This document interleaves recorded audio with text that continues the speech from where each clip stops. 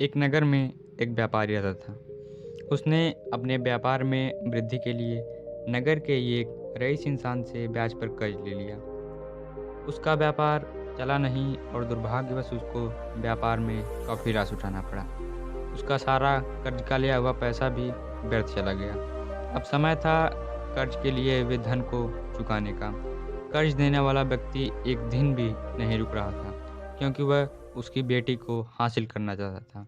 उसकी बेटी बहुत ही सुंदर और जवान थी। वह उसकी बेटी से शादी करना चाहता था, लेकिन इससे वह व्यापारी सहमत नहीं हुआ। तब उस रईस इंसान ने उसको एक दूसरा विकल्प दिया, जिसमें उसने कहा, हम एक खेल खेलेंगे जिसमें एक पोटली में दो पत्थर रखे होंगे, एक काले और एक सफ़ेद। इस पोटली में से तुम्हारी बेटी को एक पत्थर निकालना होगा।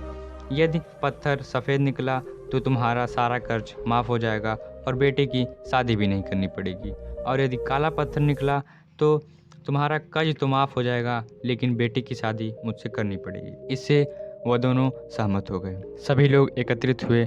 गांव का मुखिया भी वहां आया। कर्ज देने वाला व्यक्ति यानी रईस इंसान बहुत ही चालाक था। उसने पोटली में दोनों ही काले पत्थर डाले। इस बात को उस व्यापारी की बेटी ने देख लिया।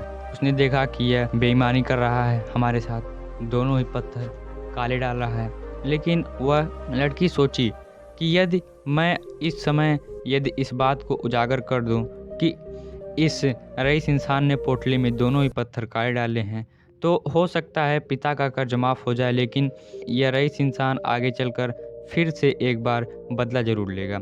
लेकिन वह लड़की शांत रही। फिर बारी आई उस पोटली में से पत्थर को निकालने की। अब उस लड़की ने उस पोटली में से एक पत्थर निकाला और बहाना बनाते हुए उस पत्थर को नीचे पड़े बहुत सारे सफ़ेद और काले पत्थरों में गिरा दिया, और उसने कहा, ओह, मुझसे तो गलती हो गई, पत्थर तो गिर गया। चलो कोई बात नहीं, अब जो पोटली में पत्थर बचा है उसको ही निकाल कर देख लेते हैं कि मेरे द्वारा निकाला गया पत्थर कौन सा था। यदि पोटली में पड़ा हुआ पत्थर काला होगा तो वास्तव में मेरे द्वारा निकाला गया पत्थर सफ़ेद होगा, और यदि पोटली में पत्थर सफ़ेद होगा तो मेरे द्वारा निकाला गया पत्थर काला होगा। इस प्रकार वह रईस इंसान अपने ही बनाए जाल में फंस गया। और इस प्रकार लोगों के सामने उस लड़की ने जिस प्रकार चालाकी और धैर्य से काम लिया, उससे उसके पिता का कर्ज भी माफ़ हो गया और उसने खुद की भी रक्षा कर ली।